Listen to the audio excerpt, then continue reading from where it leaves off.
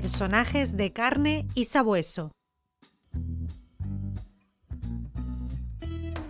Nos situamos en el Hotel Riazor de La Coruña. Son las 5 de la mañana. Agarrado a las tuberías de la fachada en el patio de luces, un detective intenta colocar un micrófono junto a una ventana del 5º piso.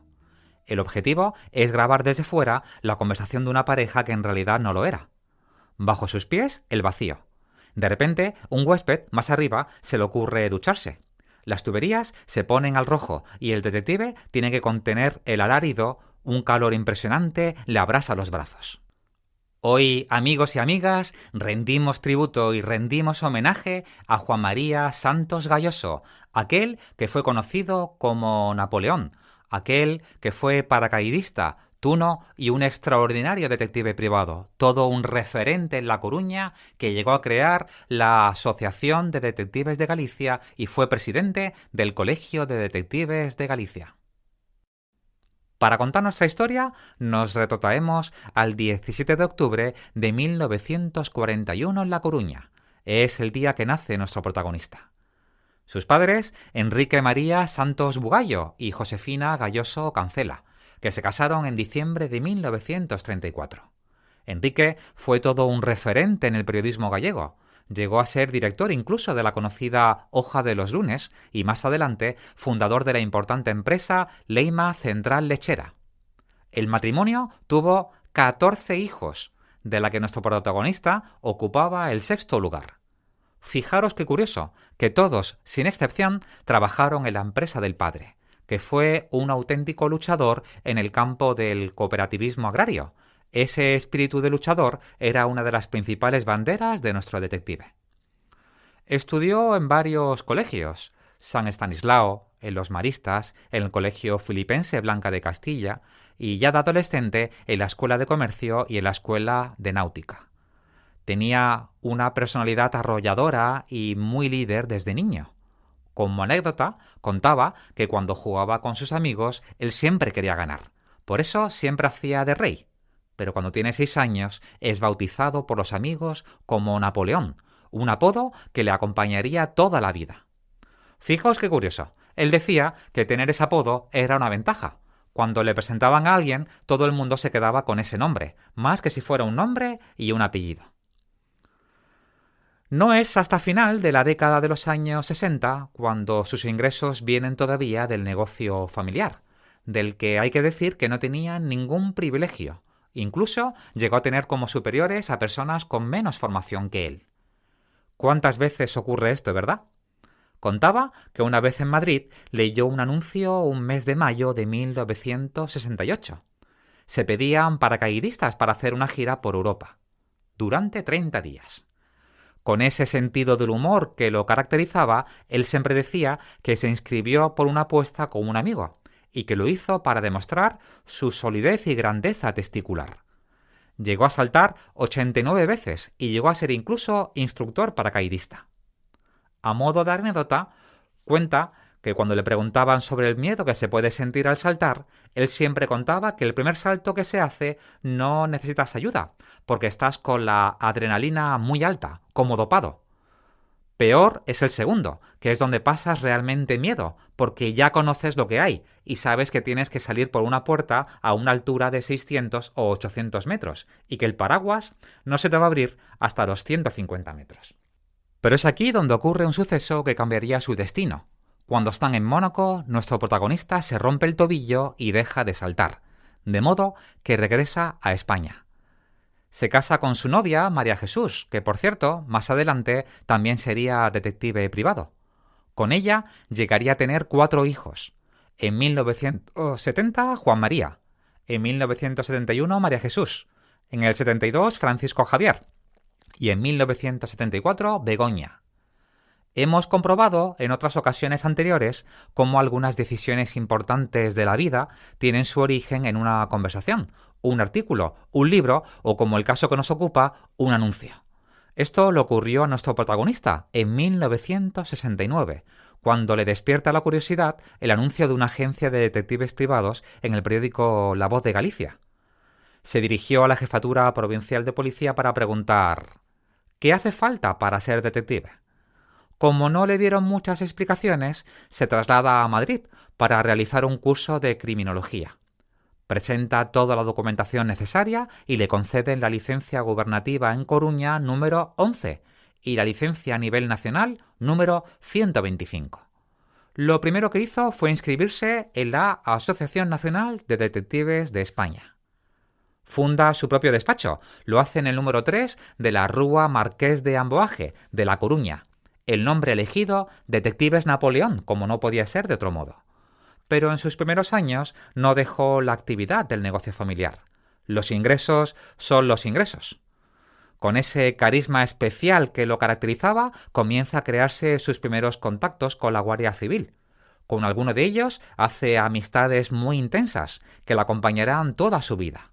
El joven Napoleón observa y aprende cada detalle, cómo hacen las vigilancias y seguimientos.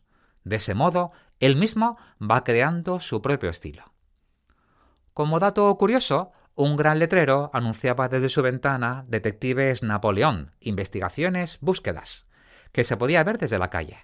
Pero una vez dentro del edificio, en la puerta que daba acceso a su despacho, tan solo aparecía Detectives privados, asesoría jurídica. El despacho llegó a tener hasta 5 empleados.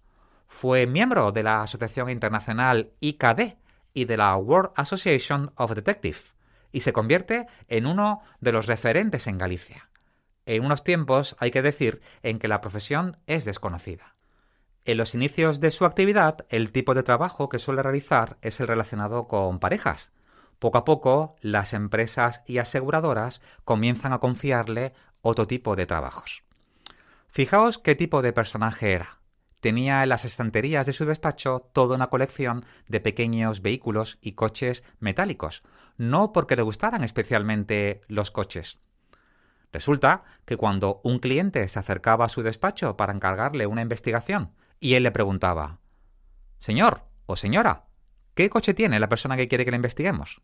Si la persona decía «no lo sé», él le preguntaba «¿se parece a alguno de estos?», señalando la estantería. Ese ingenio también le sirvió para ser único en el modo de anunciarse. En mi colección particular tengo una medalla de forma redondeada con los signos del zodiaco. Detrás aparece el nombre del despacho Napoleón y su dirección. Un amigo detective de Madrid me contaba que Napoleón enviaba a todos los nuevos despachos de investigación privada una postal con un acertijo y un Napoleón hecho a mano, con trozos de distintos materiales. Era un modo de dar la bienvenida a la profesión. Por cierto, que la solución del acertijo era: no hay más ciego que el que no quiere ver. Otra anécdota, para que lo conozcáis mejor, me la contaba Fina Domínguez, empleada durante más de 20 años en Detectives Napoleón y amiga de él, y que me ha ayudado mucho a elaborar este relato. Gracias, Fina. Esta es la anécdota. Como podéis imaginar, a la hora de comer durante las largas horas de vigilancia en las que no hay tiempo para recrearte con la comida, porque no puedes perder detalle, un bocadillo es lo más práctico. Con ese envoltorio tipo papel de aluminio que protegía el bocadillo, comenzó a aplastarlos, hasta crear al principio una pequeña bola que llegó a convertirse en algo similar a una pelota de fútbol. Una de las preguntas más habituales que suelen hacer los periodistas cuando tienen delante a un investigador privado es sobre un caso que recordemos. Napoleón ponía como ejemplo el encargo de una aseguradora que solicitaba la investigación de una persona que estaba en silla de ruedas y que iba a cobrar una indemnización millonaria como consecuencia de un accidente y no poder trabajar. Cuando realizaron la investigación, no observaron aparentemente nada extraño. Entraba y salía de su casa en la silla de ruedas y se desplazaba en una furgoneta. Pero un día ocurrió que el seguimiento que le estaban realizando tiene como destino una playa en Carballo, Coruña. Los detectives que le siguen se sorprenden. Se trata de una playa conocida para practicar surf. La persona que están investigando, al pensar que se encontraba solo, se puso de pie, se pone el traje de surf, saca una tabla de surf de la furgoneta y se fue al agua a disfrutar de sus pasiones. Otro caso también estaba relacionado con alguien que estaba de baja, que en esta ocasión, con la vigilancia, comprobaron que jugaba al fútbol de portero. Los detectives se hicieron pasar por periodistas y consiguieron hacerle un reportaje, una especie como de entrevista, con decena de fotos. Napoleón compaginó siempre su profesión de detectivismo con sus aficiones. Participó en numerosas iniciativas sociales, ya que su paso por la brigada paracaidista durante el servicio militar le llevó a ser presidente de la Asociación de Paracaidistas de Galicia, además de vicepresidente de la Federación Nacional. Fue vicepresidente del Real Aéreo Club de La Coruña. Polifacético, trabajador, fumador, buena persona, siempre con una sonrisa y un brillante sentido del humor. Desde 1957 estuvo muy vinculado desde estudiante con la tuna universitaria. Su instrumento era la pandereta. Era el que hacía las acrobacias. Primero en la tuna de Derecho de Murcia, después en la tuna de Elche, luego Palma de Mallorca, Madrid y Barcelona. Llegó a ser fundador de la tuna de veteranos de La Coruña y de la Cuarentuna, en la que consiguió reunir a antiguos compañeros de náutica. Como dato curioso, en el año 1988 creó la Tuna del Viña, que fue la primera tuna que se hizo en España en un instituto, y en ella estaban 3 de sus 4 hijos. Esos años en la tuna, a inicios de los 90, le hicieron muy popular. Había varias personas que comentaban: ¿cómo puede ser detective si lo conoce todo el mundo? Y así era. Esa cercanía y calidez humana lo hicieron muy popular y conocido. Pero era precisamente ese su propósito, que la figura de detective privado se separara del de ficción, de aquellos que salían en la televisión con la voz distorsionada o con la cara tapada. Fue sin duda un extraordinario investigador privado. Amaba y sentía profundamente la profesión. También estuvo muy vinculado con el colectivo de detectives. Llegó a ser presidente del Colegio de Detectives de Galicia. Ya lo hizo antes, en el año 1999, cuando fue uno de los fundadores de la Asociación Gallega de Detectives Privados. Ahora os pongo un regalito para que escuchéis cómo era su voz. La base primordial es la discreción y la paciencia. Antes era una cámara con un cubo de vaso que había que pegarse casi en la cara con el flash y escapar. Pues no te daba. Todo eso ha cambiado, pero hay un problema de que estamos abusando de la técnica. Hay que trabajar manualmente en algunos casos. La técnica nos ayuda, pero no es la única. Dejó de ejercer la actividad de detective en el año 2013. En su historial, más de 6.000 casos. Pensemos que tras de cada uno de ellos hay un cliente, una necesidad, una investigación. Ninguno de sus hijos quiso continuar con ese despacho que era todo un referente en Coruña, en Galicia y en España. Muchos son los que aún recuerdan su gran nobleza interior, su humanidad y su asombrosa capacidad de trabajo. Fallece el 3 de julio de 2016 con 75 años como consecuencia de un cáncer. Hasta aquí nuestro homenaje a Juan María Santos Gayoso, Napoleón, nuestro protagonista de hoy en Personajes de Carne y Sabueso.